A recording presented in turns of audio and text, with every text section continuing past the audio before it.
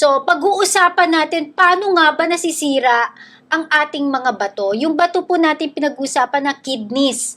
Ito po ay shape na parang bean. Yes, O, apo. ilan ang kidneys natin sa katawan? Meron po tayong dalawang bato o dalawang kidney sa katawan. Yan hong mga kidneys natin ay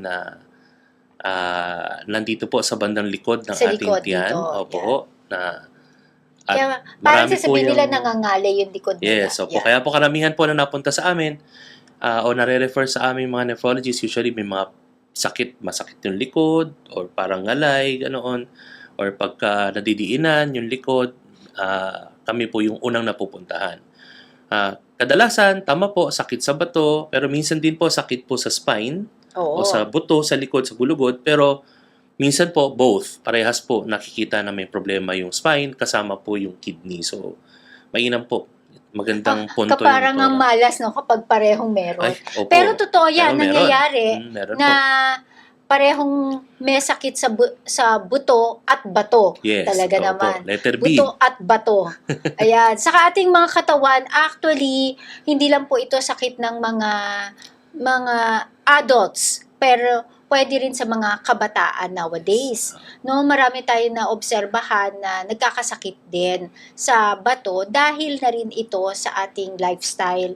Pag-uusapan pa natin lahat ng 'yan kasi ano nga ba ang dahilan bakit nagkakaroon ng sakit sa bato? Yes. So, ang sakit sa bato po ay medyo malalim, no? Kasi meron ho tayong tinatawag na dalawang klaseng insulto o pagkakaroon ng problema sa kidney. Ito po yung tinatawag naming acute kidney injury o panandaliang pagtaas ng Yan inyong mga... panandalian ang acute kasi Yes, akala tama. nila pag sinabing acute, emergency na. Opo, Ayan. panandalian or biglaang pagtaas ng kanyang creatinine. Yung creatinine po, ito po yung chemical sa dugo na tumataas po kapag hindi po masyadong gumagana ang inyong mga kidneys, hindi po niya nalilinis ang creatinine sa inyong katawan. Ang creatinine po ay araw-araw, minuminuto nating ginagawa as part of our waste, no? Yung waste product natin sa katawan, sa kinakain natin, sa pang-araw-araw ho na takbo ng ating katawan, may napoproduce po tayong creatinine sa ayaw man natin at sa gusto, no? But yung paglilinis po ng creatinine sa dugo ay isang malaking trabaho po ng ating kidneys. So, kapag po tumaas po ang creatinine, usually po, ito po ibig sabihin na compromised o hindi maganda ang takbo ng inyong mga bato. Maaari pong usually dalawang kidneys na pong apektado pag tumaas ang inyong creatinine kasi po ang isang kidney ay kayang ho magtrabaho na mag-isa kung siya ay malakas, kung ang isang kidney po ay compromised. Pero kung tataas po ang creatinine ninyo, minsan ho talagang parehas na bato na ho yung inyong apektado. So, yung acute kidney injury, gaya ng sinabi ko, panandalian, biglaan, ang usually ho na dahilan nito ay isang sakit din na biglaan o ngayon lamang nangyari sa pasyente tulad ng pagkakaroon ng infeksyon. Infeksyon, yan, Minsan mga leptospirosis, Yes, diba? totoo po. Yan. Leptospirosis, magkaroon kayo ng matinding pulmonya, kasama po ang sakit sa puso, maaari din po siya maging dahilan ng pagtaas o paghina ng inyong kidney, at marami pa hong iba. But ang importante po maintindihan po natin lahat na ang acute kidney injury po, minsan po na ibabalik namin sa dati yung kidneys, no?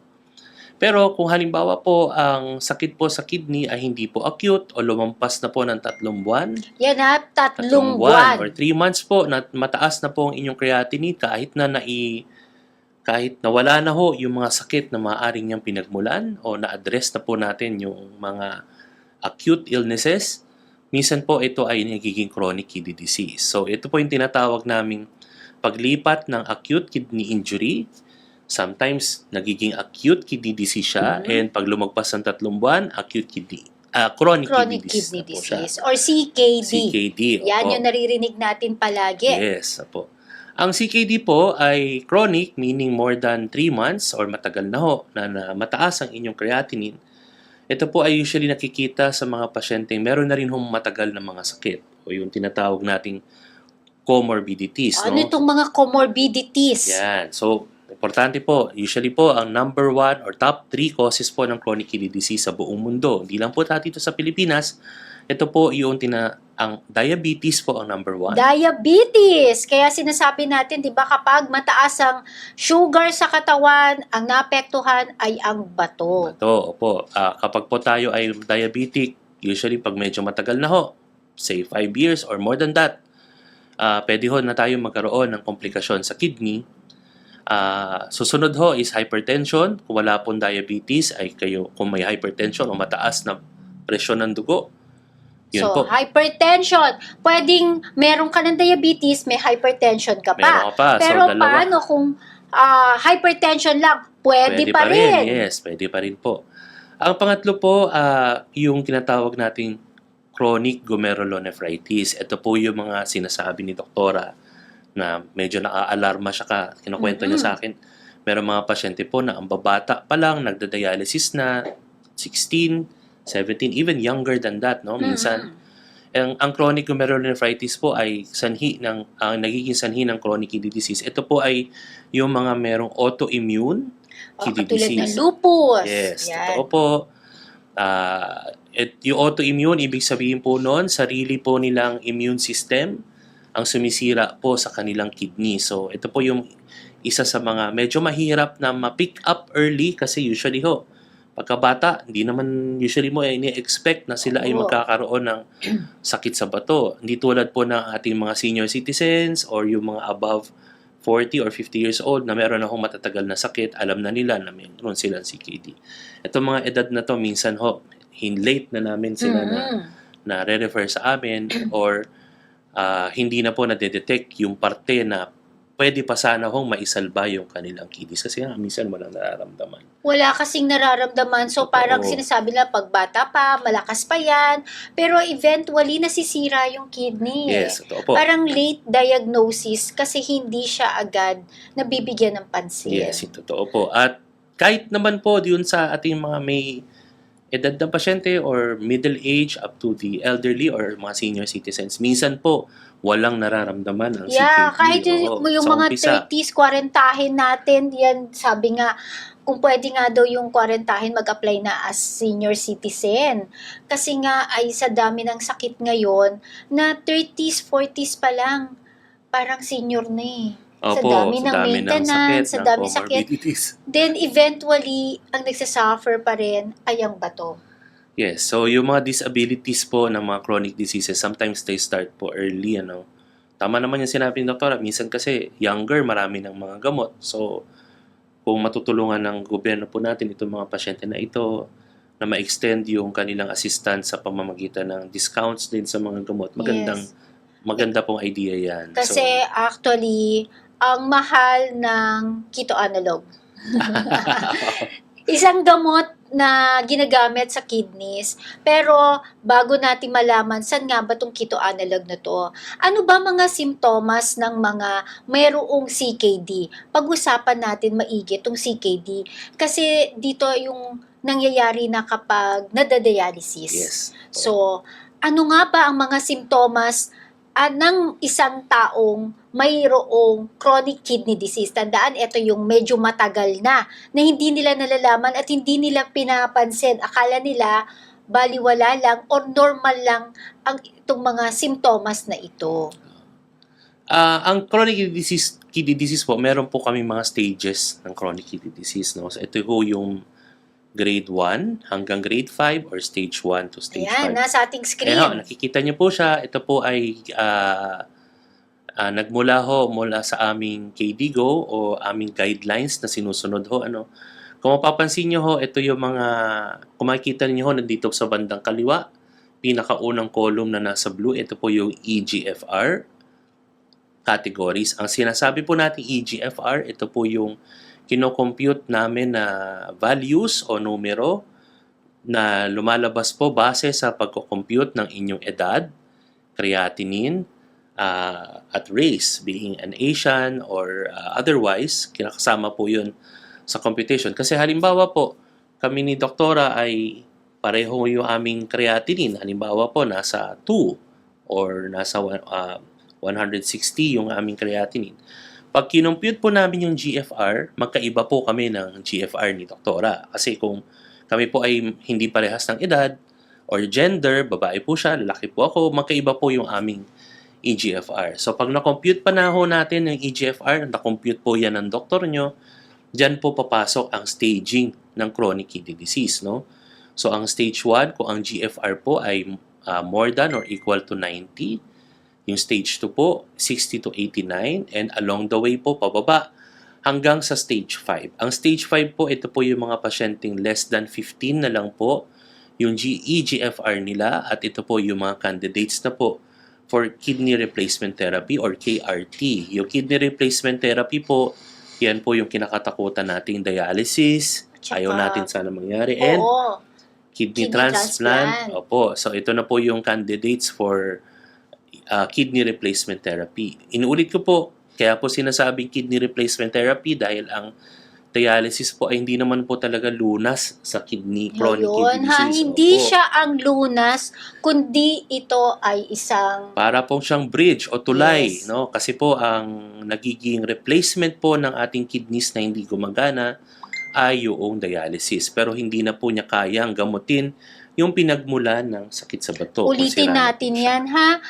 Kapag nag-dialysis na po ang pasyente, ito ay hindi isang treatment na para gumaling pa ang pasyente, kundi ito ay isang paraan upang palitan pansamantala hanggat kaya yung inyong bato na ayaw mag-function. Opo.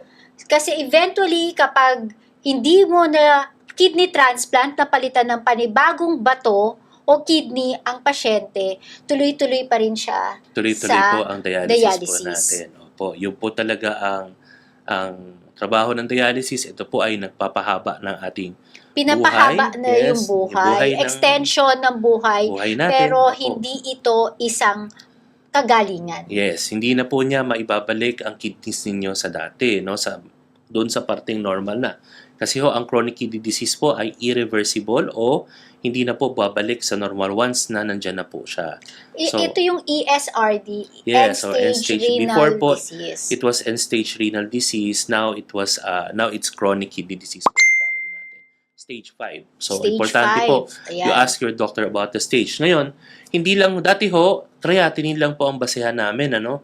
Pero ngayon ho, kasi chronic glomerulonephritis. Ito po yung mga sinasabi ni doktora na medyo naaalarma siya kinukwento niya sa akin. Meron mga pasyente po na ang babata pa lang, nagda-dialysis na, 16, 17, even younger than that, no? Minsan, ang chronic glomerulonephritis po ay ang nagiging sanhi ng chronic kidney disease. Ito po ay yung mga merong autoimmune kidney Katulad ng disease. lupus. Yes, Yan. totoo po. Yung autoimmune, ibig sabihin po noon, sarili po nilang immune system ang sumisira po sa kanilang kidney. So, ito po yung isa sa mga medyo mahirap na ma-pick up early kasi usually ho, pagkabata, hindi naman usually mo ini-expect na sila ay Oo. magkakaroon ng sakit sa bato. Hindi tulad po ng ating mga senior citizens or yung mga above 40 or 50 years old na meron akong matatagal na sakit, alam na nila na meron silang CKD. Ito mga edad na to, minsan ho, late na namin sila na re-refer sa amin or hindi na po nadedetect yung parte na pwede pa sana hong maisalba yung kanilang kidneys kasi nga minsan walang nararamdaman. Wala kasing nararamdaman. So, parang Oo. sinasabi na pag bata pa, malakas pa yan. Pero eventually, nasisira yung kidney. Yes, totoo po. Parang late diagnosis kasi hindi siya agad nabibigyan ng pansin. Yes, totoo po. At kahit naman po yun sa ating mga may edad na pasyente or middle age up to the elderly or mga senior citizens, minsan po walang nararamdaman ang Yeah, CKD. kahit Oo, yung sa mga umpisa. 30s, 40 natin, yan, sabi nga, kung pwede nga daw yung 40 mag-apply na as senior citizen. Kasi nga ay sa dami ng sakit ngayon, na 30s, 40s pa lang, parang senior na eh. Sa Opo, dami ng maintenance, sa ng dami sakit. comorbidities. Then eventually, ang nagsasuffer pa rin ay ang bato. Yes, so yung mga disabilities po ng mga chronic diseases, sometimes they start po early, ano. Tama naman yung sinabi ng doktora, minsan kasi younger, marami ng mga gamot. So, kung matutulungan ng gobyerno po natin itong mga pasyente na ito, na ma-extend yung kanilang assistance sa pamamagitan ng discounts din sa mga gamot, maganda pong idea yan. Kasi actually, ang mahal ng keto analog. Isang gamot na ginagamit sa kidneys. Pero bago natin malaman saan nga ba itong keto analog na to, ano ba mga simptomas ng mga mayroong CKD? Pag-usapan natin maigi itong CKD. Kasi dito yung nangyayari na kapag nadadialysis. Yes. So, ano nga ba ang mga simptomas ng isang taong mayroong chronic kidney disease? Tandaan, ito yung medyo matagal na hindi nila nalalaman at hindi nila pinapansin. Akala nila baliwala lang or normal lang ang itong mga simptomas na ito. Ang chronic kidney disease po, meron po kami mga stages ng chronic kidney disease. No? So, ito po yung grade 1 hanggang grade 5 or stage 1 to stage 5. Ayan, nasa ating screen. Ayan, nakikita niyo po siya. Ito po ay nagmula mula sa aming KDIGO o aming guidelines na sinusunod ho. Ano. Kung mapapansin niyo ho, ito yung mga, kung makikita niyo ho, nandito sa bandang kaliwa, pinakaunang column na nasa blue, ito po yung EGFR categories. Ang sinasabi po natin EGFR, ito po yung kino-compute namin na values o numero na lumalabas po base sa pagko-compute ng inyong edad, creatinine, at race, being an Asian or otherwise, kinakasama po yun sa computation. Kasi halimbawa po, kami ni Doktora ay pareho yung aming creatinine. Halimbawa po, nasa 2 or nasa 160 yung aming creatinine. Pag kinompute po namin yung GFR, magkaiba po kami ng GFR ni Doktora. Kasi kung kami po ay hindi parehas ng edad or gender, babae po siya, lalaki po ako, magkaiba po yung aming EGFR. So pag na-compute pa na ho natin yung EGFR, na-compute po yan ng doktor nyo, dyan po papasok ang staging ng chronic kidney disease. No? So ang stage 1, kung ang GFR po ay more than or equal to 90, yung stage 2 po, 60 to 89, and along the way po, pababa, hanggang sa stage 5. Ang stage 5 po, ito po yung mga pasyenteng less than 15 na lang po, yung EGFR nila, at ito po yung mga candidates na po for kidney replacement therapy or KRT. Yung kidney replacement therapy po, yan po yung kinakatakutan nating dialysis, ayaw natin sana mangyari, and kidney transplant. Opo, so ito na po yung candidates for kidney replacement therapy. Inuulit ko po, kaya po sinasabing kidney replacement therapy dahil ang dialysis po ay hindi naman po talaga lunas sa kidney, chronic kidney disease. Hindi siya ang lunas, kundi ito ay isang para po siyang bridge o tulay. Yes. No? Kasi po ang nagiging replacement po ng ating kidneys na hindi gumagana ay yung dialysis. Pero hindi na po niya kayang gamutin yung pinagmulan ng sakit sa bato. Ulitin natin yan, ha? Kapag nag-dialysis na po ang pasyente, ito ay hindi isang treatment na para gumaling pa ang pasyente, kundi ito ay isang paraan upang palitan pansamantala hanggat kaya yung inyong bato na ayaw mag-function. Opo. Kasi eventually, kapag hindi mo na kidney transplant na palitan ng panibagong bato o kidney ang pasyente, tuloy-tuloy pa rin siya Tuloy-tuloy sa po ang dialysis po natin. Opo, yun po talaga ang trabaho ng dialysis. Ito po ay nagpapahaba ng ating pinapahaba buhay. Na Yes, yung buhay, extension ng buhay, natin. pero Opo. hindi ito isang kagalingan. Yes, hindi na po niya maibabalik ang kidneys ninyo sa dati, no? Doon sa parteng normal na. Kasi ho, ang chronic kidney disease po ay irreversible o hindi na po babalik sa normal once na nandyan na po siya. So, ito yung ESRD, yes, so end-stage renal before po, disease. it was end-stage renal disease. Now it's chronic kidney disease po yung tawag natin. Stage 5. So, Stage importante 5. po, Ayan. you ask your doctor about the stage. Ngayon, hindi lang, dati ho, creatinine lang po ang basehan namin, ano? Pero ngayon ho, kasama na rin po yung dami ng protina sa ihi o kung mabula po ang inyong ihi, yun po ay sinusukat na rin po namin mga nephrologist at mga diabetologist nyo at mga doktor nyo sa adult at mga internist nyo. At ito po ay nakakategorize o nahahati sa tatlo, ang A1 category, A2 and A3. Depende po sa dami ng protein na nakikita sa inyong urine albumin to creatinine ratio. Ito rin ba yung microalbuminuria?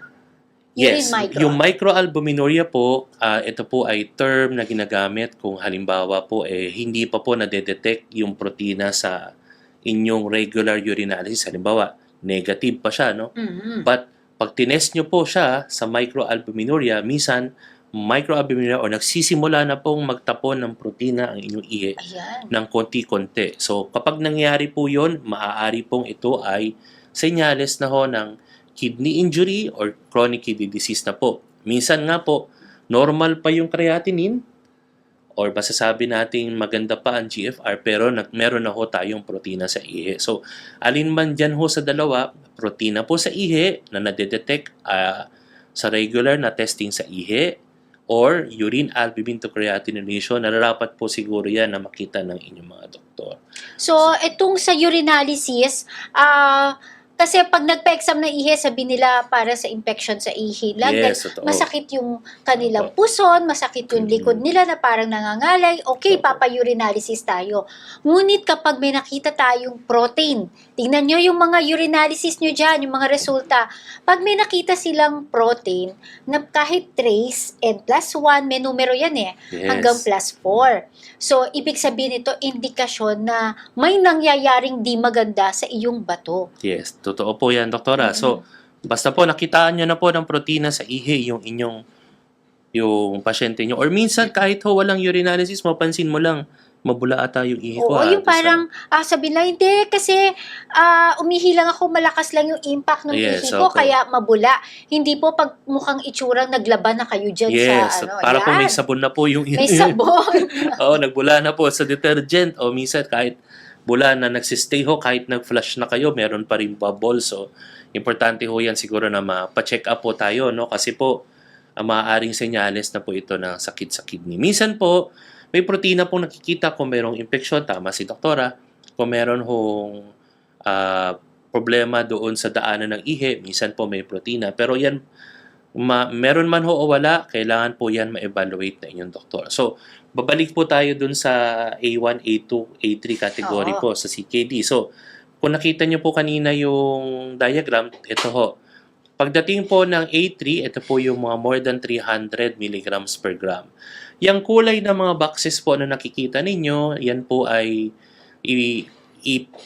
ipagtutugma o ipagbabangga natin yung stage ng kidney disease nyo na nasa kaliwa at yung protein level staging po o grading doon sa taas. So, minsan po, halimbawa, ang pasyente po ay stage 3A base sa GFR at siya po ay A3 category po ng protein sa ihi at nasa pula po siya.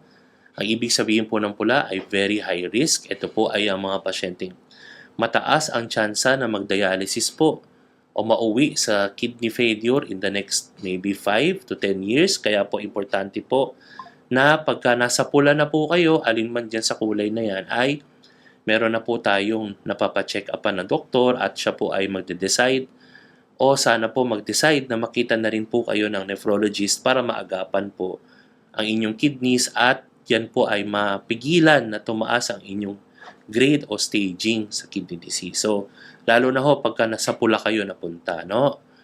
Sa A1 naman po or stage 1 tapos A1, these are patients na needed to be screened and aalagaan na rin po yan.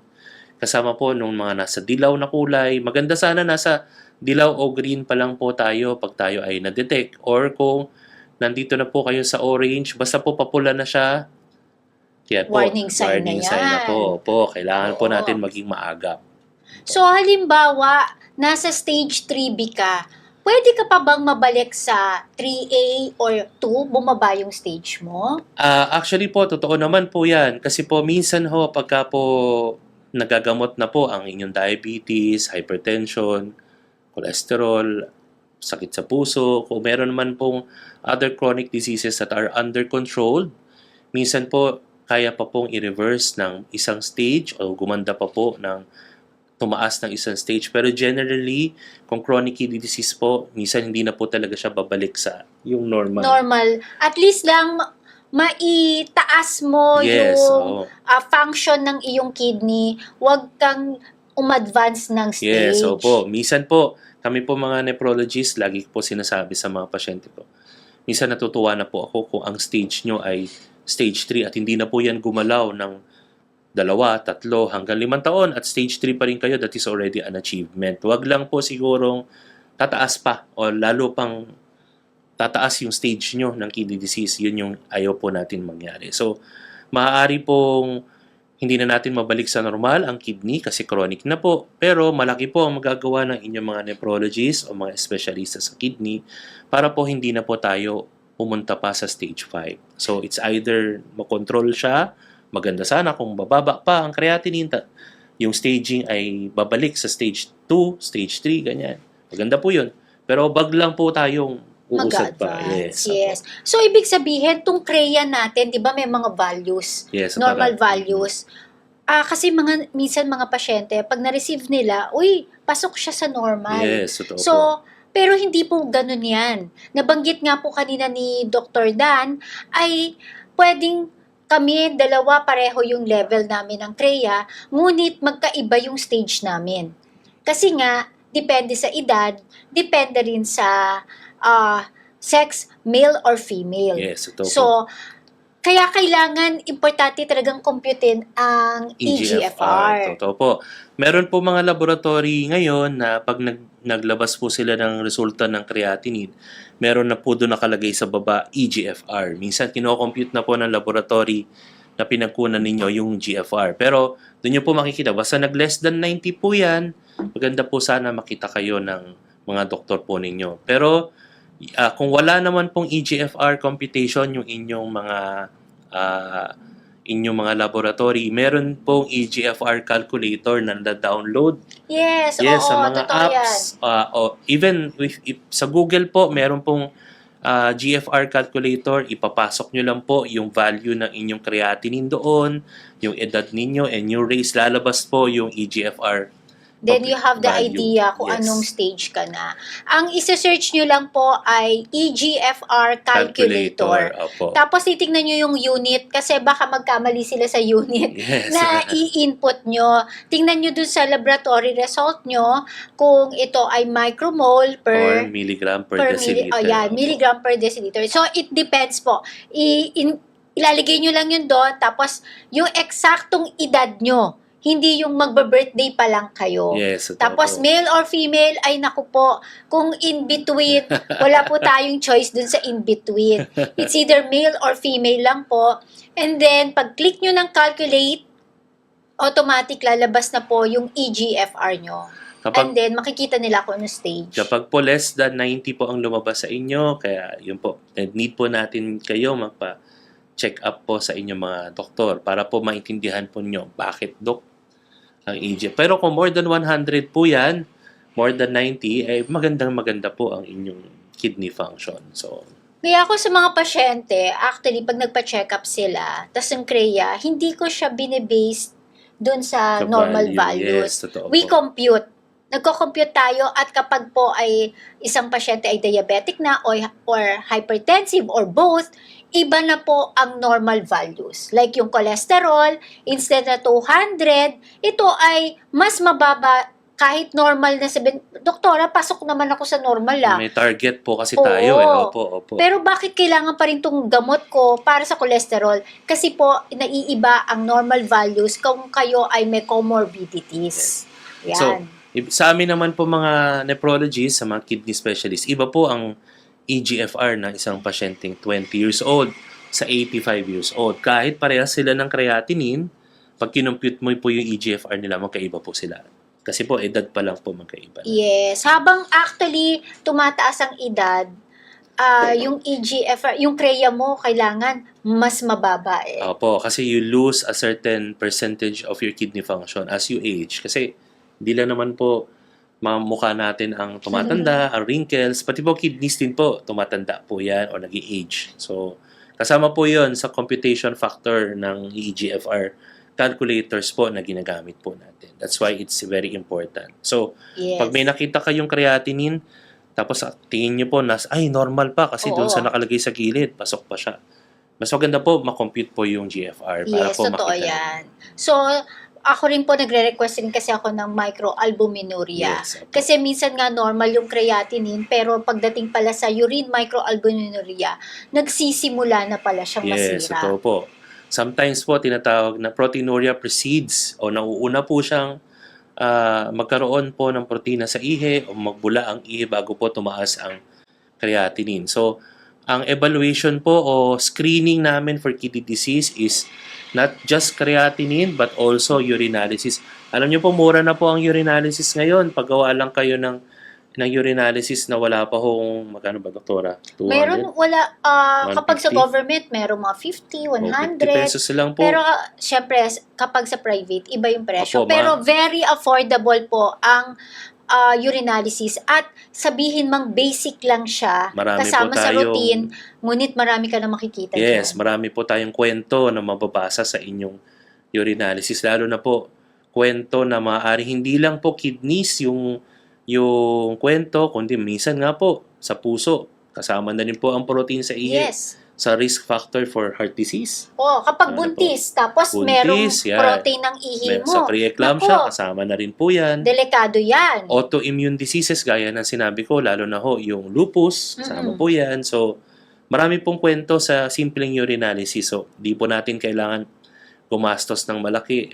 Maliit lang po, may kwento na po tayo makukuha sa inyong urinalysis. To even yung mga kidney stones, nakikita natin May yan. dugo, Kasi yung mga yan. RBC. Opo, mapula. Tapos yung mga oxalates nila Yes, dyan. kita po Maraming nakikita. So, wag pong babaliwalain ang eksaminasyon sa ihi. At syempre, wag dadayain.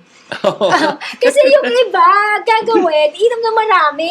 Tapos madadilute yung ihi. Or hinahaluan ng tubig yung kanilang ihi na sample. Oo, meron palang gano'n. Anong tawag? Oo, kanya-kanyang paraan, lalo na kapag pre-employment. Ay, oo. Yan, para daw siguradong malinis yung kanilang eksaminasyon at makakapasok sila. Hindi nila alam, nilalagay rin nila sa alanganin yung katawan nila. Totoo. Kasi simpleng urinalysis, maraming kwento, marami kang makikita, at early signs ng pagkasira ng bato, pwede mo rin dyan na agad makita. Ano man na siya maganda na po maganda na po siyang screening. So sayang po yung opportunity kung hindi po natin siya gagawin ng tama. Yes, kaya honesty pa rin dahil ang dinaya na rin natin dyan ay ang ating sarili. Ito, balikan natin. Ano nga ba ang function ng ating mga bato? Aside sa sasabihin lang nila, ay dyan lumalabas ang ihi. So, ano nga ba ang function at bakit ihi nga ang lumalabas? So ang kidneys po, marami po yung trabaho.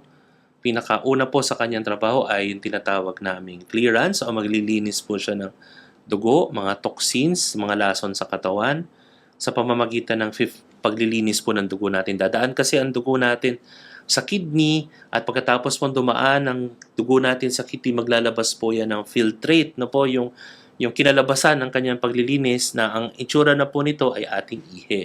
So, hindi lang po yon kundi yung electrolytes po na tinatawag natin, yung sodium, potassium, calcium, magnesium, phosphorus. Iyan po lahat na nangyayari ng pagpapalit-palit ng mga electrolytes natin sa ating katawan para ma-achieve po yung balance na tinatawag namin. Yung balance po, ibig po sabihin ito, normal ang potassium, ang sodium, magnesium, and calcium. Sa pamamagitan po, ibig sabihin po nito, nakakapag-regulate pa po yung inyong kidneys ng mga electrolytes. So, yun po mainly yung dalawang function. Yung iba po is also pag-control ng tubig. Kasi nga, Yes. karamihan ng pasyente po nating may problema sa bato na manas, may sobrang oo. tubig. Yan, isa sa mga Sa katawan. simptomas, meron silang manas. Pero yung manas, later part na Yes, late na po lumalabas siya. eh. Opo. Kasi po, hindi na po din nare-regulate ng kidneys yung paglalabas natin ng tubig sa katawan o pag-excrete ng excess water sa katawan natin.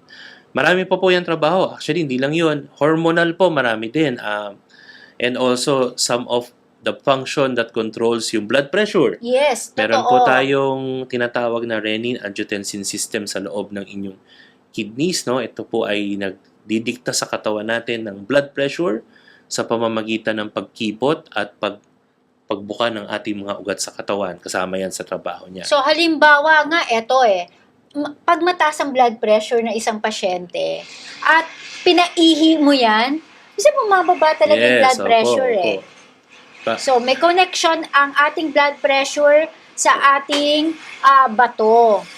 Ito po yung konsepto namin ng natriuresis, ano po yung paglalabas po ng sodium at tubig sa katawan na nakakapagpababa po ng blood pressure natin. So, in a way, ang paglalabas ng tubig at alat sa katawan, isa din po yan sa nakakapagpababa ng ating blood pressure. At may natural ability po ang kidneys natin na gawin yan. So, kapag nga po may sakit na sa kidney, isa din po yan sa nawawala sa trabaho ng ating kidney. So, importante po. Ang kidneys ay parang isipin natin strainer. Yes. Yung taga-filter. So, lahat ng madumi, siya yung lalabas. Yes, opo. Yung matitira, yun yung mabuti dun sa ating kidneys. Pero kung puro masama yung lalabas, ay, nako, maraming lalabas talaga. At kapag sumama na ang protein sa ating ihi, ibig sabihin na butas na. Yes, yung strainer na sinasabi, doktora, or filter or barrier, meron na pong compromise, may mga butas na po yan. So, senyales din po yan na hindi na rin po maganda yung function o pagsasala ng ating kidneys. Kaya pagdating sa urinalysis, meron ng protein. Kasi ito pong mga protina sa ating katawan, malalaking molecules. So, kapag yung malaking ito lumusot, ibig sabihin, pangit na yung filtration system. Yes. Yan. So, naririnig natin yung mga electrolytes na yan sa mga iniinom. Di ba yung electrolyte na, yung mga drinks natin na energy drinks, ayan po, lalo na kapag nag-dehydration, na nagkaroon ng diarrhea o kaya napagod, sige, inom lang ng inom, at pero okay lang yon. Ngunit, kapag itong mga energy drinks na para daw magising, na kakaiba na marami ng caffeine, high content na caffeine, na pag-alaman natin, base na rin sa mga pag-aaral, nagdudulot ng pagkasira ng bato. Opo, totoo po yan. Kasi po, itong mga stimulants na to, minsan ho, hindi lang ho pampagising, pinapataas din po niya yung blood pressure natin. So, at yung load ho ng sugar na finifilter ng kidneys natin. Meron po kasing certain amount ng asukal sa katawan na kaya lang hong i-filter ng kidneys. Kung sobrang taas po ng asukal natin sa katawan, minsan hindi lang ho protina ang lumalabas sa ihi natin, kasama na rin po yung asukal. So, yung mga energy drink na minimension ni Doktora, minsan hindi lang ho caffeine yan, meron na rin pong high sugar amount po yan kasi po, kasama po ang sugar sa pampagising. Yes. Opo. Pampagising para magkaroon ng energy. Lalo na yung sa mga night shift or mga construction workers natin na mahirap yung trabaho nila para magkaroon sila ng energy tapos gising sila, inom sila ng inom nito. So, lalo na rin yung ating mga soft drinks Opo. na high in sugar. Opo. So, nakakasira po ito ng ating mga bato. Especially na-mention din kanina yung sodium, yung chloride. Ito po ay sodium chloride, actually mga bato, ay mga asin. Asin. Kapag maalat po ang ating mga kinakain, nahihirapan din ang ating mga bato na mag-function at mag-filter. Sabi nga natin, mga nephrologist daw, taga-balanse ng mga electrolytes ng katawan. Opo, kasama po yun sa aming trabaho. So, hindi lang po creatinine na amin tinitignan, pati po ito mga electrolytes. Because may mga pasyente po tayo na may sakit sa kidney na ang problema naman po nila ay yung electrolytes. Maaring normal pa ho yung kanilang creatinine at GFR, pero yung electrolytes po hindi na po naayos ng kanilang sariling kidney. So, kasama po ito sa spectrum ng expertise namin mga nephrologists. Yan, kaya nga yung mga bumabagsak, yung example, yung sodium naman, Opo. medyo wala sila sa kanilang katinuan kapag kinausap. Yan, kapag akala nila, ano nangyari? Bakit parang wala siya sa sarili niya? Bumagsak lang din pala yung sodium. Yung iba naman, yung legs nila hindi maiangat. Bumagsak naman pala yung kanilang potassium. So, yan po ay lahat kailangan balansehin sa ating katawan upang mag-function tayo ng normal. Kasi, isa man dyan ay tumaas o bumaba, naku, merong pagkakalagyan. Tama? Merong mararamdaman. Yun po yung nangyayari. So talaga pong, pag kami po ay kasama na rin po siguro sa check-up na gagawin ninyo sa inyong mga doktor, kung hindi man ho nephrologist ang inyong mga doktor, at makikita po nila na may abnormalities po sa electrolytes, yung mga nabanggit ni doktora, maaari din po yung i-refer sa inyong mga nephrologist. Ayan. So, eto pa, mga katanungan kasi, ay, sabi nila kapag daw uminom ng maraming tubig, totoo ba na mapoprotektahan din ang kidneys? Opo, in a way that is true, totoo po yan kasi po ang hydration o dehydration or hydration, importante po yan sa balanse ng function ng kidney. Kasi wala pong lilinisin ang kidney ninyo kung kayo po ay dehydrated, kulang sa tubig. So kailangan po talaga nating uminom ng tubig, lalo na ho, itong huling summer natin, medyo tag-ulan na, pero minsan tag-ulan na, pero hindi naman ho nawawalang init sa Pilipinas. So syempre, kailangan po natin maging hydrated, kailangan po uminom palagi ng tubig, lalo na po pag nauuhaw. May mga sitwasyon lang po tayo na yung tubig po ay nagiging more harm than good sa pasyente natin. Ito po ay yung mga pasyenteng may heart failure or may problema sa puso. Kasi sila po ay mabilis po silang malunod at magmanas kasi po mahina ang puso. Ganon din ho, yung mga may sakit po sa kidney, lalo na po pag advanced na yung sakit sa bato, na gaya ng sinabi ko kanina, hindi na nila kaya hong umihi pa ng madami, o ilabas yung tubig, naiipon po yun. So, yung mga pasyente po na ganito, special group na po yan na highly advised po namin na yung water intake ay kailangan pong restricted na. Pero kung kayo po ay bata, normal ang bato, kailangan po natin uminom ng tubig. At take note, tubig na plain. Yes. Hindi po ito hahaluan ng sabihin, juice naman ito, liquid pa rin. O kaya ay kape naman ito, liquid pa rin. Hindi po. Kailangan ang bilangan natin ay yung plain na tubig. Opo. Ngunit, eto nga, sinabi ni Dr.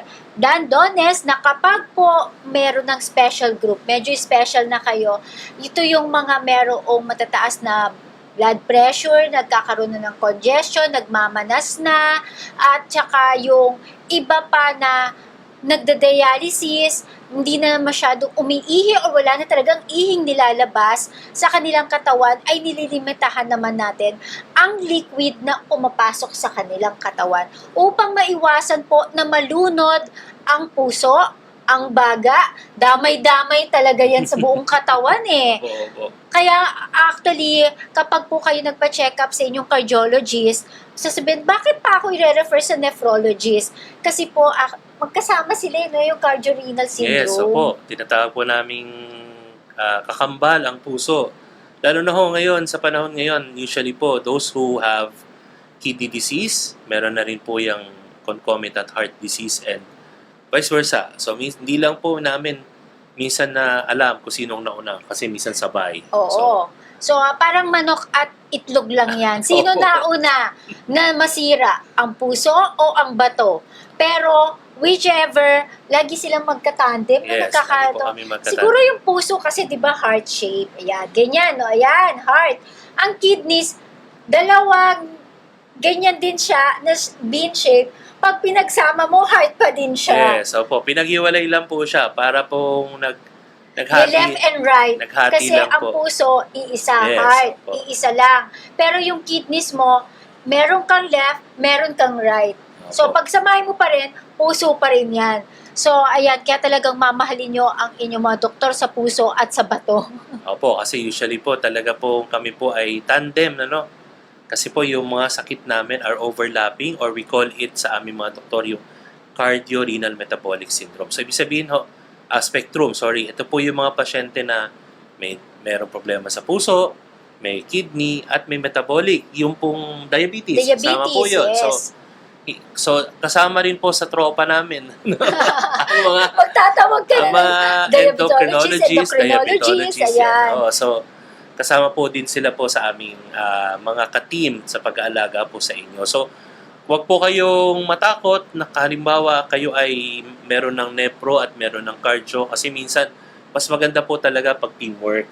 Yes. Kami ni Doktora. So, pag kami, minsan po kasi talagang hindi ko alam ang gagawin ko kung ano-ano na pong tumutubo sa balat ng mga pasyente ko po. So, minsan sinasabi ko po kay Doktora, ano ba itong nangyayari dito? Yes. So, sabihin niya sa akin, nare-reassure din po ako. And at the same time, yung mga pasyente po natin, mas kampante sila kasi alam niyo sa totoong buhay, talaga pong mas maganda po kung merong hindi lang dalawang mata ang nakatingin sa inyo, kundi Teamwork talaga. anim na namatay, nakatingin sa inyo or apat. Mas maganda po yun kasi Oo. kung meron man po akong hindi makita sa inyo at may isa pa kayong doktor na maaari po niyang makita o maagapan yung iba po po Oo. ninyong mga... Tsaka isa pa kasi, halimbawa, yung gamot sa puso, eto yung common yan eh. Yes. Hindi ba ito makakasama sa kidneys ko? Yes, ito So po. kung dalawa po yung doktor nyo, ay binabalanse po yung mga gamot. Alin ba yung pwede sa system ng heart at the same time sa kidneys, mag-uusap pa yan eh, di ba? Kasi may mga gamot tayo talaga na pwedeng ibigay pero hindi pala pwede sa kidneys. Yes, ito po. So, ina-adjust pa po yan, even the antibiotics, di ba? Yes, ito po. Ina-adjust kapag meron ng kidney problem. So, kaya po, teamwork, we advise na sumunod po pag sinabing ire-refer na kita sa ganito. Ibig sabihin, kailangan ng mas eksperyensado pang doktor upang mas mapangalagaan ang inyong kalusugan. Hindi po ito ibig sabihin lumalala kayo, ngunit mas nagiging maingat lang ang inyong mga doktor. Kaya talagang kailangan teamwork yan. Kasi isa pa, tungkol naman sa balat, kapag po kasi merong problema sa kidneys, actually makati balat yan eh. Magsisimula as rashes na wala kang makikita na mapula, pero bakit nangangati ka? Ako, ang ginagawa ko dyan ay nagpaparequest din ako ng BUN CREA. Kasi pag nakita ko siya, nako, tumaas nga, ay nako, refer ka sa nephrologist. Dahil ang pinanggagalingan mo ng iyong pangangati ay yung iyong kidneys. Na kapag na-correct mo tong kidneys, nawawala yung kate. Opo. Kasi kahit ano ibigay namin na anti-kate, hindi talaga mawala. Yan. At saka syempre, kapag nagbibigay kami ng mga steroids, nako, baka makasama ito sa bato. Kaya kapag medyo marami na siyang sakit, consult muna ang nephrologist tungkol dyan. Pero ito bang mga steroids ba, tsaka anti-kate nga ba? Kasi ang daming may allergies ngayon eh. Nakakasama ba sa bato? Yung as a rule naman po, maybe yung allergies po in itself, meron kaming tinatawag na allergic interstitial nephritis o yung pagkakaroon ng parang allergic reaction na rin po sa kidneys. Same with the skin. So sometimes may nainom na gamot or di kaya something na nag-cause ng matinding allergy sa pasyente. Minsan apektado po yung kidneys. That's actually something that happens, Totoo po yan. So, pero yung treatment din po, kung ano po yung treatment na binibigay ng mga dermatologist sa allergies, kung kidney allergy din po siya or allergic interstitial nephritis, minsan ititigil mo lang yung gamot o yung bagay na nakakapagpa-allergy sa kanya, nawawala na po yan ng pusa. Or kung hindi naman po, steroids can also be given. Kaya lang po, kapag naka-steroids po tayo, monitored po dapat yung pasyente. Ibig sabihin, babalik po kayo dun sa doktor nyo. Kung kayo ay pinatake nila ng steroids, hindi po pwedeng inumin yan. Dire-diretso. Tsaka yung parang basta candy. inumin na lang Opo, nila bawal po basta-basta, yun. hindi Opo. pwede yan. So marami pong sakit din ho o side effects ang steroids kapag po yan ay binigay o ininom din po ng matagal. So hindi po yan pwedeng lumagpas doon sa nakareseta po sa inyo ng inyong mga doktor. Ito pa, isa pang common question. Yun daw metformin, bawal daw kasi nakakasira ng bato. Opo, madalas po yan sa amin tinatanong at ang metformin po ay isa sa mga unang gamot po sa diabetes. Ito po yung tinatawag naming isa sa mga pillars ng treatment ng diabetes noon ho. So, as a rule, hindi po siya nakakasira ng kidneys. Pero kapag po, halimbawa, kayo po ay may chronic kidney disease na at yan po ay stage 3 kidney disease pababa, stage 3 or stage 4 kidney disease, hindi na po namin pinapabigay ang metformin. We need to explore other options ng pampababa ng sugar dahil maari po nitong palalain yung tinatawag naming metabolic acidosis o magiging acidic po yung dugo ng pasyente po natin. So, hindi po dahil sa metformin, kundi dahil yung creatinine o yung takbo po ng inyong kidneys ay humihina na. So, Hindi po metformin ang sumisira ng inyong kidneys, yung diabetes pa rin po ang dahilan. Yan. So again, lilinawin natin, hindi ang metformin ang naging dahilan ng pagkasira ng inyong mga bato, kundi yung diabetes pa rin. Opo. May kasalanan na itong metformin ay gamot sa diabetes na hindi mo makontrol kaya nasira yung bato, hindi yung metformin ha. At saka may questions pa, Dok, kapag meron na ako maintenance sa hypertension, sa uric acid, meron pa akong sa diabetes, baka naman masira yung bato ko. Opo. So, importante din po yan na kung kayo po ay magpapacheck up sa inyong nephrologist at kayo po ay nirefer, halimbawa ni doktora, o nirefer ng inyong cardiologist, ng pulmonologist, or ng internist ninyo sa inyong nephrologist, dapat po dala nyo po yung inyong mga reseta. Kasi isa-isa po namin yan, yung mga gamot nyo, para malaman namin kung meron pong epekto ito sa inyong kidney. Kadalasan naman po, alam din naman po yan ng inyong mga doktor. Yung una nyo mga naging doktor, ay mataas na yung kreya mo, hindi na to pwede. So alam na rin po nila yan. So, at totoo po na pagdating din po sa amin sa mga nephrologists, marami na po talagang gamot ang mga pasyente. Kaya po, iniisa-isa po namin yan para malaman namin kung ito po bang gamot na to mismo ay may epekto sa inyong kidneys or kung hindi man po siya yung interaction po niya dun sa iba yung mga gamot, baka po may effect sa kidney. So, kasama po yan sa ini-evaluate namin. Kaya bring your own prescription, yung mga binigay sa inyo, huwag kakalimutan mula sa ibang doktor, bibit-bitin nyo yan upang ma-check kung magkakaroon ng reaction sa mga ibibigay pang gamot sa inyo at kung meron mang kailangang baguhin para sa ikagaganda ng inyong kidneys. Pero tandaan po natin na kasi laging tanong, Dok, hindi ba makakasama sa akin yan? Unang-una, lagi ko talagang pinapatulan eh. Sabihin ko, bakit naman kita papatayin? Enroll ko nga para buhayin ka.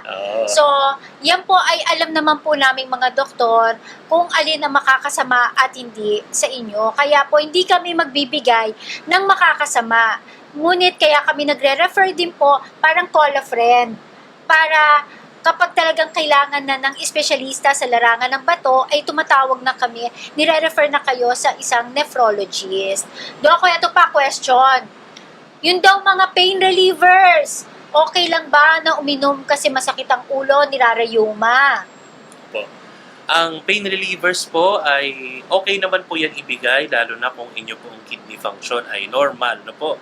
Kung maganda po ang eGFR nyo, a normal kidney function, usually po, pain relievers are generally safe. Ano ho? Pero kapag kayo ay may chronic kidney disease na o ang inyong creatinine ay mataas na, ang inyong stage ay medyo advanced stage na po. Or even, basta may chronic kidney disease na po kayo at sinabihan kayo na may CKD na po kayo, I think yung mga pain relievers po, kailangan po medyo hinay-hinay po tayo dyan. At maging mapili po kasi meron po mga pain relievers po na nakakasira ng kidney na pag ininom nyo po siya ng paulit-ulit na matagal, yun po, nakakasira po siya ng kidney. So, maraming din naman doktora na pain reliever na safe naman sa kidney. So ito po yung mga opioid-based pain relievers. Pwede pong papalitan ninyo yung mga gamot ninyo sa pain, lalo na po pag mataas ang inyong creatinine. Para nang sa ganun po, mawala yung kirot, pero hindi naman mawala yung iyong kidney. Yes. Kasi yung kapalit niyan yung kidneys. Lalo na yung kapag, halimbawa, medyo may edad na sila, sasabihin ko, tanong nila, bakit nasira yung bato ko? Tatay, gaano bang karami na ang iyong ininom na pain reliever mula nung ikaw ay kabataan?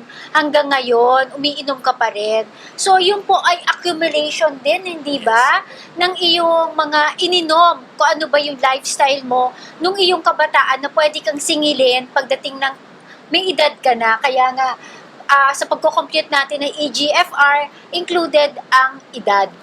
Yan. Kung kayo po ay may arthritis, alam naman natin ang gout, arthritis, or iba pang klase mga arthritis ay chronic pain. Ibig sabihin, uminom ka ng pain reliever ngayon, bukas masakit na naman yan. Yeah. So imagine niyo ho, everyday niyo siya iniinom, lagi po kayo umiinom ng pain relievers.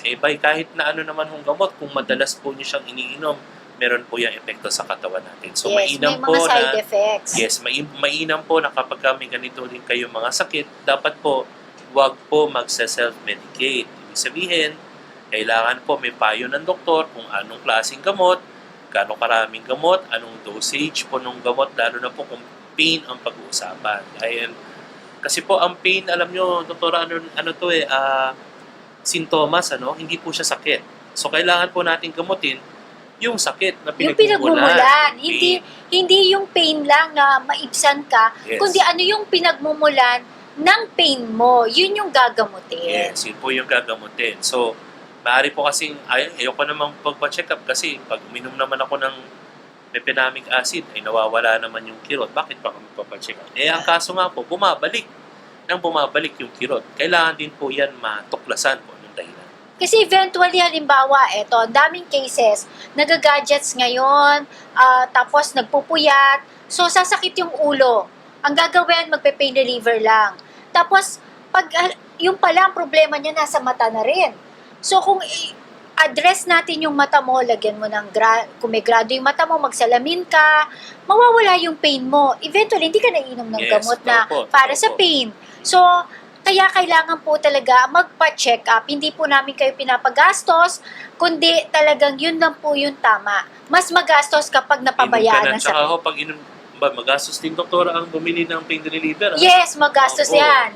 So, At eventually, sisirain pa niya yung bato mo. Opo. So, eto pa yung question. Okay lang daw po ba na mag-inom ng mga dahon-dahon? Yung mga herbals natin?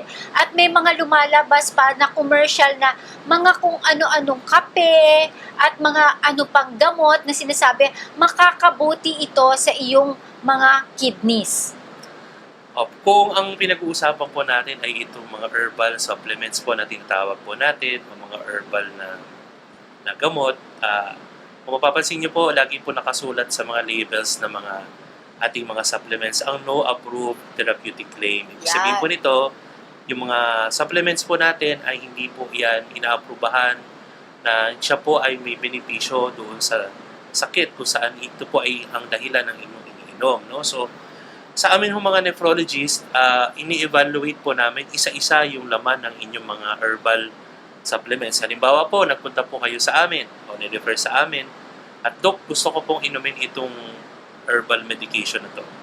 So, depende po sa herbal medication, doon po namin nakikita kung ito po ay Pwede sa bato o hindi. Anong example? Halimbawa, yung aristolochic acid. Ang aristolochic acid ay proven na po sa pag-aaral na nakakasira po siya ng kidney. Ito po ay common ingredient ng mga diet pills. Yes. Sa mga nagpapapayat dyan. Birthwort po yung kanyang pangalan doon sa ingredients. Ano ulit yung pangalan niya? Aristolochia po or birthwort. Birthwort. Opo. Yan. So, marami pa po yan, doktora. Yes, yung mga sa diet pills especially. Tsaka kahit nga yung mga tsaa na merong pampapayat, careful po kayo. Sabihin, hindi dahon lang ito na pampapayat. Pero actually, ito po ay pwedeng maging dahilan upang makasira ng inyong mga bato. Karamihan po sa contents ng mga diet pills ay laxatives. Yung mga pampadumi para po maramdaman nyo po na kayo ay gumagaang. Pero minsan po nagkakos po ito ng dehydration o pagkatuyot ng inyong katawan. So nasisira po yung kidneys kapag po nadidehydrate po tayo. So hindi po namin siya halimbawa nagsabi po kayo sa amin, Dok, gusto ko minom ng ganitong brand. I always tell my patients, sige po, Mami, Daddy, pakidala po yung gamot. Titignan po natin yung labels sa likod. Kasi minsan po, lalo na po yung mga gamot na mga herbal medications na treat all, yung sinasabi. Isang inuman lang, gagaling ka na. Marami po kasi siyang components. So, kailangan po namin yan isa-isahin para malaman po namin kung ito po ay safe po para sa inyo. Kasi po, hindi naman po kami lahat binabawal yan. So, syempre, chinecheck lang din po namin siya. Kasi po, lalo na po kung kayo ay may sakit na sa kidney, chinecheck din po namin. Even yung mga herbal medications na may claim para sa kidney disease, na may gamot, gagamotin niya yung kidney disease mo, hindi ka na magda-dialysis, mga ganun. May mga kapsula na sinasabi, supplement sila. Marami po kaming mga kasama po sa PSN o sa aming organization ng mga nephrologists na nakukuha po yung aming mga pictures at minsan po na sa AI, nakukuha po nila yung mga mukha at pangalan namin at ginagamit po minsan siyang endorsement ng mga herbal medication. So, always be very critical and always po maging masuri po tayo sa mga gamot na iniinom natin. Ito po ay mainam na kung bibili po kayo o gusto nyo po, bumili pa lang, kung maaari po nyo makuha sana yung label sa likod at yung ingredients sa likod Yan. para po madala nyo siya sa doktor ninyo at mahingian nyo ng payo kung ito po ba Pwede ay ba? karapat-dapat O na hindi. inyong inumin o may makukuha po ba kayong benepisyo kasi hindi rin naman po mura itong mga ito. Yes, Doktora, totoo. mahal po siya. So, kailangan po natin din maging masuri. So, as a rule, hindi naman po kami alam nyo, bawal lahat. Hindi Kailangan po naman. lang po siya sigurong suriin at tignan kung merong isa doon sa nakalista na marami na bawal para sa inyo. How about yung mga dahon-dahon, yung mga ilang piraso ng dahon na ilalaga daw tapos iinumin nila? Pwede ba ito? Meron po tayo, I think, na list of herbal accepted herbal medications that are naturally occurring. Dati po, yung sambong, dahon Yes. lang din po yan. Ngayon, ginagamit po siya for Tableta. kidney stones. Mm-mm. Opo. Lagundi, ginagamit po natin sa ubo. Mm-mm. May listahan po yata po ang na nakukuha sa Department of Health, I think, sa mga list ng herbal medication, traditional herbal medications that are accepted, na pwede po nating ilaga or i-prepare. At meron din po instructions kung ilan po yung tama nating i-prepare para sa mga dahon-dahon po na sinasabi ng doktora. Pero Actually, wag po tayo basta-basta kumuha ng maniniwala. dahon. Yes. Paano kung halimbawa, hindi mo alam na ihiang pala yan ng aso o ano? Oo, kasi marami Kasi po hindi yan. masyadong May tawa-tawa, nalinis. may Yes. palabas. So, minsan nga, Basta kukuha ka na lang ng tawa-tawa, tapos yung mga, kung ano-ano man dyan sa lupa, hindi mo alam, yan ba ay naihian ng aso, kahit nga tao, minsan umiihi. pero lilinisin mo naman siya. Pero mas maganda po, doktora, talaga meron tayong guide. No? Yes, totoo So, yan. meron po naman tayong tinatawag na talaga po traditional herbal medicine. So, these are medications. But as a rule, if you will take it, itanong pa rin po natin sa mga doktor, doktora, pwede ba ako maglaga ng dahon ng ganito para sa ubo ko kasi Yung oregano, yan, accepted natin yan eh. Pero eto yung sinalagi ko rin sinasabi sa mga pasyente, kung ano yung nakikita mo sa kitchen, na kinakain mo, hinahalo mo sa mga ulam mo, like sinigang. So, kailangan po natin din maging masuri. So, as a rule, hindi naman po kami alam nyo, bawal lahat. Hindi Kailangan po naman. lang po siya sigurong suriin at tignan kung merong isa doon sa nakalista na marami na bawal para sa inyo. How about yung mga dahon-dahon, yung mga ilang piraso ng dahon na ilalaga daw tapos iinumin nila? Pwede ba ito? Meron po tayo, I think, na list of herbal accepted herbal medications that are naturally occurring. Dati po, yung sambong, dahon Yes. lang din po yan. Ngayon, ginagamit po siya for Tableta. kidney stones. Mm-mm. Opo. Lagundi, ginagamit po natin sa ubo. Mm-mm. May listahan po yata po ang na nakukuha sa Department of Health, I think, sa mga list ng herbal medication, traditional herbal medications that are accepted, na pwede po nating ilaga or i-prepare. At meron din po instructions kung ilan po yung tama nating i-prepare para sa mga dahon-dahon po na sinasabi ng doktora. Pero Actually, wag po tayo basta-basta kumuha ng maniniwala. dahon. Yes. Paano kung halimbawa, hindi mo alam na ihiang pala yan ng aso o ano? Oo, kasi marami Kasi po hindi yan. masyadong May tawa-tawa, nalinis. may Yes. palabas. So, minsan nga, Basta kukuha ka na lang ng tawa-tawa, tapos yung mga, kung ano-ano man dyan sa lupa, hindi mo alam, yan ba ay naihian ng aso, kahit nga tao, minsan umiihi. pero lilinisin mo naman siya. Pero mas maganda po, doktora, talaga meron tayong guide. No? Yes, totoo So, yan. meron po naman tayong tinatawag na talaga po traditional herbal medicine. So, these are medications. But as a rule, if you will take it, itanong pa rin po natin sa mga doktor, doktora, pwede ba ako maglaga ng dahon ng ganito para sa ubo ko kasi Yung oregano, yan, accepted natin yan eh. Pero eto yung sinalagi ko rin sinasabi sa mga pasyente, kung ano yung nakikita mo sa kitchen, na kinakain mo, hinahalo mo sa mga ulam mo, like sinigang, kung ano mang mga meron kang vegetables dyan o ingredients, ibig sabihin nun, pwede. Halimbawa, doktora, pwede bang ilaga ko yung malunggay? Abi, kinakain naman talaga yung malunggay, it's okay. Kainin mo pa yung dahon, okay lang, kahit hindi mo lang siya ilaga. Eh, yung pong mga lemongrass, ini-include mo nga yan sa ulam mo eh. So, it's okay. Yes. As long as ating mga kinakain, safe po yan. General rule. Ngunit yung mga pinitas mo lang dyan kung saan-saan na mga dahon-dahon, ay medyo mag-iisip po tayo at dapat kung ito ay aprobado, meron din pong ilang piraso lamang. Dahil pag napasobra, maaring makasama pa rin sa atin. Yan po ha. So, malinaw yung mga supplements natin na pinag-iinom. Minsan magastos pa yung mga supplements. So, better po dalhin sa doktor yung label, kung hindi man picturean nyo, at kasama yan sa pagkukonsulta. So, ang bilis ng ating oras, ano pa ba yung mga prevention na pwede nating ibigay sa ating mga nakikinig at nanonood sa atin upang mapangalagaan naman ang kanilang mga bato? So unang-una po, kailangan po natin maging masuri at maging tama po ang ating kinakain. Ano? So syempre yung iiwas po tayo sa maalat, Matabang pagkain. pagkain. Iwas po tayo sa mga matataas din po ang sugar na beverages, yung soft drinks, mga juices na hindi po fresh or wala Tapos po. uso pa yung milk tea, iced coffee sa mga Opo, kabataan. Tapos pangalawa po, always advocated po natin ang physical activity, no? Base po sa inyong capacity at sa inaalaw po ng inyong mga doctors. So, yung exercise po na tingin po ng mga doktor ninyo ay kaya ninyong gawin at safe po para sa inyo.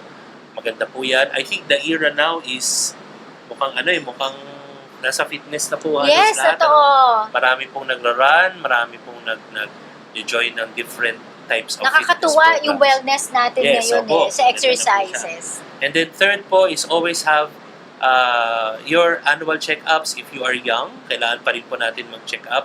More so kung kayo po ay may mga maintenance na, hindi po dapat Yes. yan. Ang maintenance medications po ay hindi dire-diretso pong iniinom nang hindi po na-adjust ng inyong mga doktor. So, kailangan po kayong ma-check ng mga doktor kung kailangan po ma-screen sa mga sakit na wala pa, mas maaga po, mas maganda. Sa kidneys naman po, the general rule is to control kung may diabetes, control kung may hypertension, control yung obesity or weight gain, and higit sa lahat po, regular check-ups po with your nephrologist is very important. Malaki po ang magagawa namin mga nephrologist para kayo po ay hindi mauwi sa dialysis. It's the last thing that we want. Gusto po talaga namin, kaya po namin ginagawa ito sa PSN, sa aming mga advokasya is ayaw po namin madagdagan ang mga pasyente nagda-dialysis. Kasi hindi Mahaba naman na po, pila. Opo, doktora, hindi naman po kami mga doktor sa dialysis. Kami po lahat ay gusto po namin na kayo ay maiiwas sa dialysis. Kaya lang ho, minsan, dumadating po ang mga pasyente sa amin late na. Yun nga. Kapag po, stage 5 na, wala na po kaming magagawa kung hindi kayo ay i-dialysis at bigyan ng pagkakataon po na mapahaba ang buhay through kidney transplantation or dialysis. But kung hindi pa naman po kayo dialysis, malaki pa rin po ang magagawa namin mga nephrologists na maiiwas kayo doon. At kami po mga nephrologists, ulitin ko lang po, hindi lang po lahat dialysis ang aming ino-offer. We also offer conservative kidney management or Yes. CKM. It's an accepted alternative to dialysis kung ayaw po talaga ng inyong pasyente at naiintindihan po ng pasyente ang kanilang desisyon.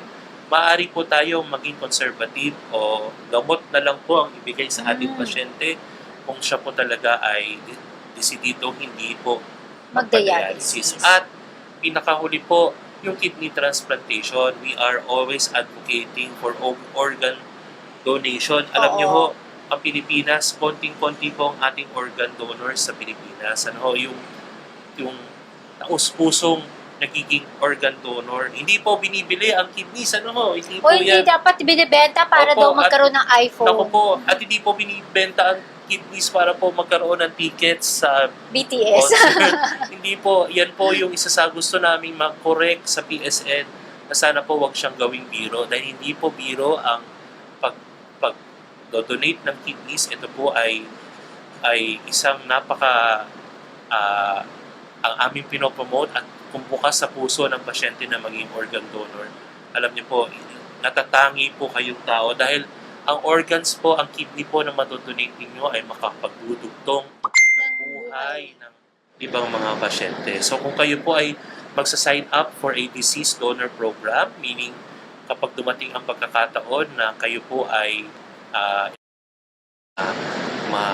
may diabetes, control kung may hypertension, control yung obesity or weight gain, and higit sa lahat po, regular check-ups po with your nephrologist is very important.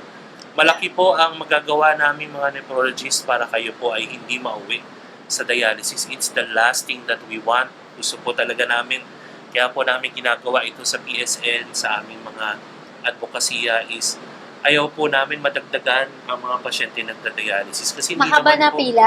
opo, doktora, hindi naman po kami mga doktor sa dialysis. Kami po lahat ay gusto po namin na kayo ay maiiwas sa dialysis. Kaya lang ho, minsan, dumadating po ang mga pasyente sa amin late na. Yun nga. Kapag po, stage 5 na, wala na po kaming magagawa kung hindi kayo ay i-dialysis at bigyan ng pagkakataon po na mapahaba ang buhay through kidney transplantation or dialysis. But kung hindi pa naman po kayo dialysis, malaki pa rin po ang magagawa namin mga nephrologists na maiiwas kayo doon. At kami po mga nephrologists, ulitin ko lang po, hindi lang po lahat dialysis ang aming ino-offer. We also offer conservative kidney management or Yes. CKM. It's an accepted alternative to dialysis kung ayaw po talaga ng inyong pasyente at naiintindihan po ng pasyente ang kanilang desisyon. Maaari po tayo maging conservative o gamot na lang po ang ibigay sa ating pasyente kung siya po talaga ay desidido hindi po Mag-dialysis. At pinakahuli po, yung kidney transplantation, we are always advocating for organ donation. Alam Oo. niyo ho, ang Pilipinas, konting-konti po ang ating organ donors sa Pilipinas. Ano ho, yung taus-pusong nagiging organ donor. Hindi po binibili ang kidneys. Ano ho, hindi O po hindi yan. dapat binibenta para Opo, daw magkaroon ng iPhone. Naku po, at hindi po binibenta ang kidneys para po magkaroon ng tickets sa BTS. concert. Hindi po, yan po yung isa sa gusto naming ma-correct sa PSN na sana po wag siyang gawing biro dahil hindi po biro ang pag-donate ng kidneys. Ito po ay isang napaka ang aming pinopromote at kung bukas sa puso ng pasyente na maging organ donor. Alam niyo po, natatangi po kayong tao dahil ang organs po, ang kidney po na matodonate ninyo ay makapagdudugtong ng buhay ng ibang mga pasyente. So kung kayo po ay magsa-sign up for a disease donor program, meaning kapag dumating ang pagkakataon na kayo po ay eligible na ho, o wala na hong pagkakataon na magamit pa ang organs nyo at madodonate po yan. So makakatulong po yan sa ibang mga pasyente na nangangailangan. Totoo. Maging live donor programs po kung kayo po ay merong mga kakilala o kasamahan dati or even mga kamag-anak na kailangan ng kidneys o nagda-dialysis at willing po kayo mag-donate, ito po ay magandang adikain. At kayo po ay Yes. super duper pagpapalain ng Diyos. At Yes. kayo po ay Oo. hindi man ho dito sa buhay natin, kundi sa kabilang buhay kayo po ay pagpapalain dahil sa inyong ginawa para sa buhay ng ibang mga pasyente. Speaking of that donor, kasi natatakot sila na kapag daw nawala yung isang kidney nila, baka humina daw sila. Alalahanin po natin na kapag po kayo ay gusto mag-donate, maging isang donor, kayo po ay i-screen o susuriin ng mabuti ng aming mga nephrologist kung kayo po ay karapat-dapat. Kapag po na-detect po namin na kayo po ay may gabahid na tsansa na magkaroon ng sakit sa kidney in the future or even yung mga sakit na maaaring magdulot ng kidney disease in the future, hindi po namin ina-allow na kayo ay maging donor. So, ina-analyze po kayong mabuti, sinusuri po hindi po kami basta-basta po kukunin yung inyong kidneys. Kailangan po, we have to make sure that you are healthy. At hit sa lahat, kung kayo po ay healthy at qualified po na mag-donate, kaya naman po ng isang kidneys ninyo mag-compensate at kayo po Yes, ay mabuhay mabubuhay ng pa normal. rin ng normal. Opo, na iisa lang ang kidney. At kayo po ay aalagaan din po ng inyong mga nephrologist kahit po normal po yung inyong kidney, creatinine at function. At wala po kayo sakit, kayo po ay magiging pasyente na rin po ng inyong mga nephrologist. Kasi po, kayo po ay kasama na po doon sa mga magiging pasyente na aalagaan po to make sure that your remaining kidney remains healthy. Yes. So, ayan po, hanggat may buhay, may pag-asa. Opo. So please po, pag-isipan po ninyo yung organ donation.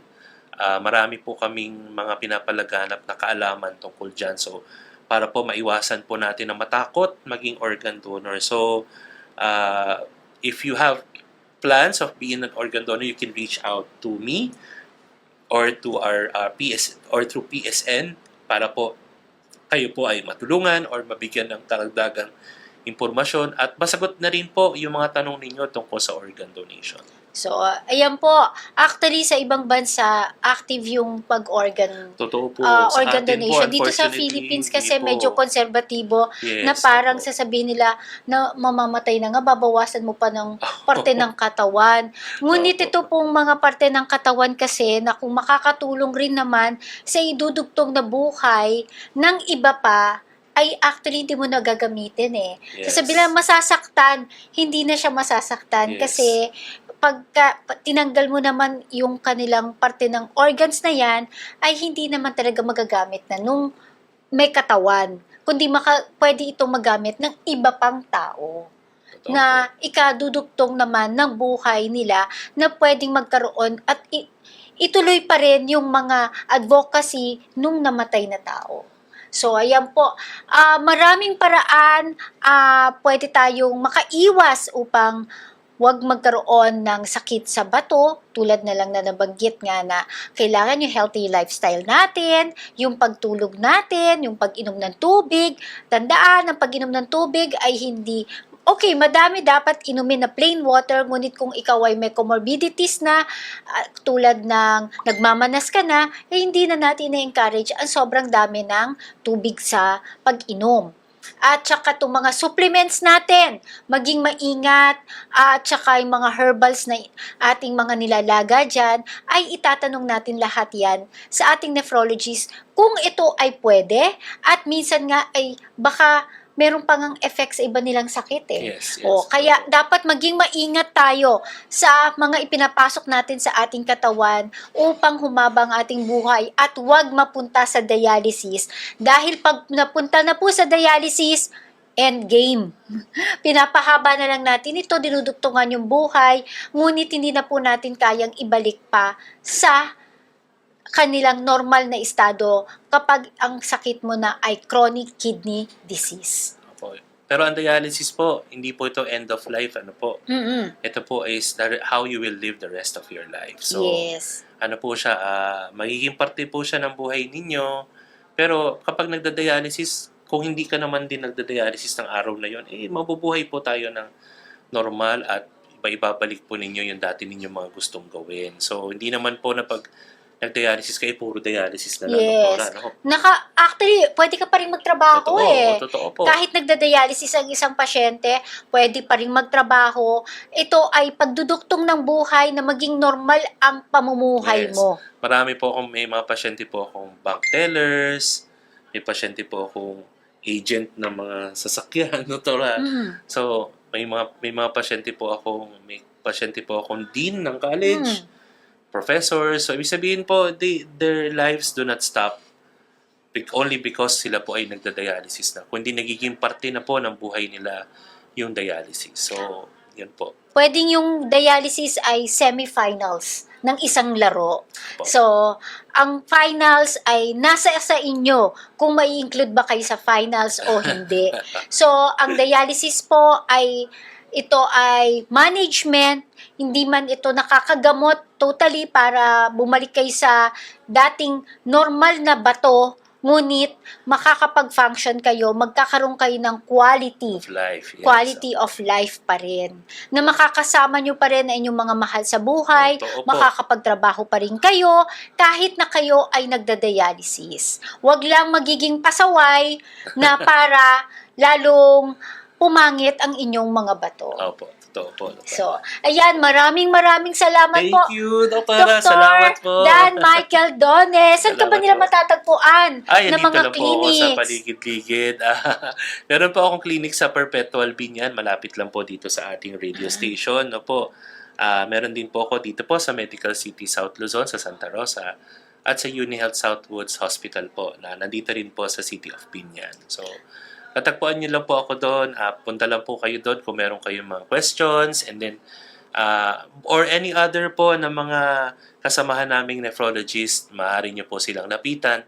Marami naman na din po kami dito sa City of Binyan. So, mga kasamahan ko po sila lahat. And of course, we share the same passion, like Dr. Glena here, to take care of you and your kidney. So, sino man ho sa amin na inyong puntahan, magiging katuwang niyo po kami sa inyong kagalingan. Maraming po salamat. Maraming salamat at sana sa ating mga marites dyan ay ipagkalat na ang inyong mga natutunan sa ating episode ngayon tungkol sa bato. At ating ipalaganap ang healthy living pa rin. Totoo po. So, para magkaroon tayo ng healthy environment. So, ayan, maraming salamat po sa ating listeners at kay Dr. Dan Michael Dones sa pagbibigay niya ng kanyang oras at pagbabahagi sa atin ng kanyang mga kaalaman ukol sa ating mga bato.